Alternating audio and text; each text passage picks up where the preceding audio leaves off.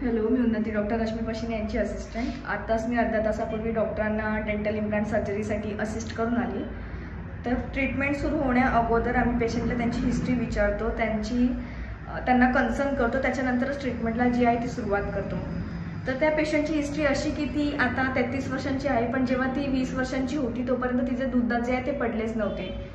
मग ती आपले डेंटल ट्रीटमेंट करण्यासाठी झारखंड गावावरून मुंबईला आली। मग तिने अगोदर दादरला 20 वर्षांची असताना त्या डॉक्टरांकडे ट्रीटमेंट घेतला। त्यांनी तिचे जे मिल्क दूधदात जे आहे ते पाडले आणि त्याच्यावरती ब्रिज बसवला आणि ते क्राऊनचा ब्रिजचा कलर थोडासा पिवळसर, तिच्या म्हणजे बोलतात ना एक नाजूक दिसायला, तिला सूटही होत नव्हतं तिच्या स्माईलला।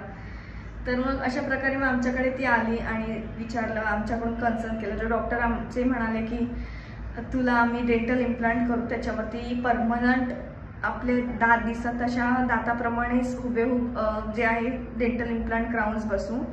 शेवटी डेंटल इम्प्लांट क्राउन्स आणि नॉर्मल ब्रिज ह्याच्यामध्ये फार फरक असतो, कारण जे डेंटल इम्प्लांट केल्यानंतरची जी स्माईल असते ती आपल्या नॉर्मल जी स्माईल असते तशीच असते। तर अशी आमची तिच्यासोबतची जर्नी जी आहे ती सुरू झाली आणि आता हळूहळू तिचं प्रोस्थेटिक वर्कही सुरू होईल। थँक्यू।